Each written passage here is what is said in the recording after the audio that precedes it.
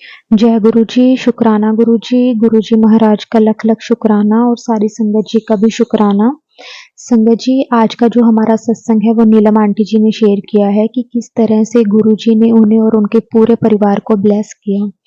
संगत जी, गुरु जी हमारी हर छोटी बड़ी बात को किस तरह से पूरा करते हैं और हमारी तकदीर बदल देते हैं, हमारी किस्मत बदल देते हैं। गुरु जी से जुड़ने के बाद किस तरह से हमारी किस्मत बदलती है। संगत जी, बहुत ही सुंदर सत्संग है। सत्संग छोटा है लेकिन बहुत प्यारा सत्संग है। गुरु जी की बहुत सारी ब्लेसिंग्स है सत्संग में, इसलिए संगत जी सत्संग को पूरा सुनना।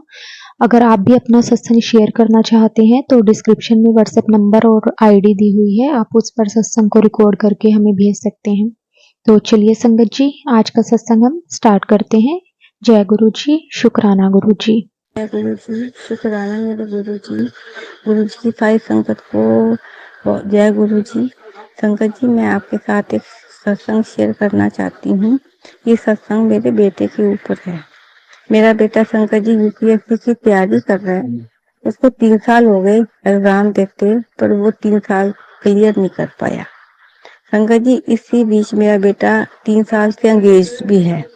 तो इस साल लड़की वालों का भी था कि इस साल शादी हो जाए, कि 3 साल से रुके हुए हैं हम भी संकट जी तैयार हो गए कि चलो उनकी वो भी अपनी जगह सच्चे हैं कि इतना टाइम कोई नहीं रुकता आजकल।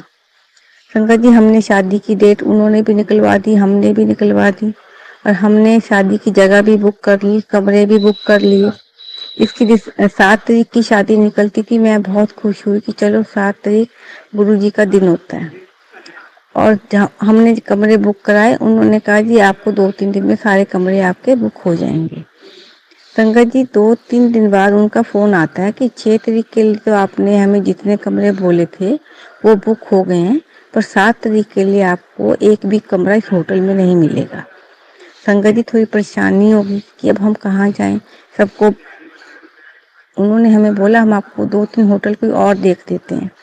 हमने काफ़ी होटल देखे, पर संकट जी हमारी बात नहीं बनी, क्योंकि हमें कमरे बहुत चाहिए थे।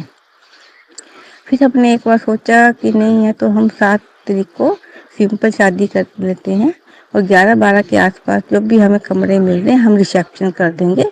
तो सारे जितने भी अपने रिश्तेदार हैं और अपने लोग जो भी हैं उनको हम रिसेप्शन पे बुला लेते हैं।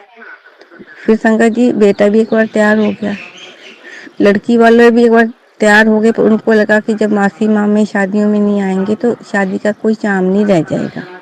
ना बैंड था, ना बाजा बजना होना था, ना कोई और रस्म होनी थी। मेरे को भी लग रहा था कि चलो बच्चे की शादी है, बच्चों को भी शौक होता है। दिल अंदर से दुखी तो बहुत हो रहा था, पर शंकर जी कुछ कर नहीं पा रही थी। सिर्फ गुरु जी की आगे कर अरदास की कि गुरु जी आप मेरी अरदास सुनो, जैसे आपको ठीक लगता है आप कर दो। 3-4 दिन बाद संजय जी उनके बिटिया के फादर का फोन आया, तो उनसे हमने बात की। तो उन्होंने कहा कि सिंपल शादी तो चलो क्यों करनी है, बच्चों के शौक होते हैं, कोई आगे की डेट देख लेते हैं। संजय जी पंडित जी को बुलाया। पंडित जी ने कहा कि 30-31 जनवरी की निकलती है, उसके बाद कोई शादी नहीं इनकी निकलती, और मार्च में ये जनवरी खत्म हो जाएगी। पंडित जी ने 30-31 की डेट निकाली। संगत जी हमने जहाँ जगह बुक कराई थी वहाँ पे जो हमने कमरे बुक कराए थे उनको कॉल किया, और उनके मम्मी डैडी भी ऑनलाइन ही थे। तो उन्होंने कहा 30-31 को दोनों जगह ही बुक है, दोनों जगह के लिए आपको नहीं मिल सकता। संगत जी गुरु जी ने इतनी कृपा करी। उनके पापा कहते फिर आगे कैसे होगा पंडित जी। पंडित जी ने कहा अब तो यही हो सकता है, या आप सिंपल शादी कर लो, या अक्टूबर में नई जनवरी आएगी, उसके बाद उसमें जो नई डेट निकलेगी आप वो डिसाइड कर सकते हो। फिर पंडित जी ये था कि मई में बेटे का पेपर है, उससे लेट शादी हम पहले कर नहीं सकते। फिर बेटे ने अपने फादर इन लॉ को बोला कि जी फिर मैं सितंबर अक्टूबर से पहले नहीं करूँगा, क्योंकि मई में मेरा पेपर है। शंकर जी इतनी कृपा हुई गुरु जी की, वो इस चीज को तैयार हो गए। मतलब गुरु जी की इतनी कृपा, इतना आशीर्वाद हम सब पे है, मतलब हम कुछ कह नहीं सकते। इतना गुरु जी ने बचाया।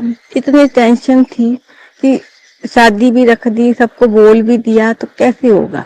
ये सारे काम शंकर जी गुरुजी ने अपने आप ही करा दिए, मेरे को चिंता मुक्त कर दिया। और मुझे भी लगा चलो बेटे का लास्ट अटेम्प्ट है, अब गुरुजी उस पर कृपा करेंगे, गुरुजी ने जो उसके लिए सोच रखा है गुरुजी उसका कल्याण करेंगे। बच्चे अपनी मेहनत करते रहे, पर जो गुरुजी ने उसके लिए सोचा वो गुरुजी उसका अच्छे से अच्छा करेंगे। जय गुरुजी, शुक्राना मेरे गुरुजी। संगत जी कोई गलती हो जाए तो क्षमा करना, थोड़ा मुझे अभी इतना सत्संग करने आता नहीं है, वैसे भी गुरुजी की बड़ी कृपा है, तो दिल भर आया तो क्षमा कर।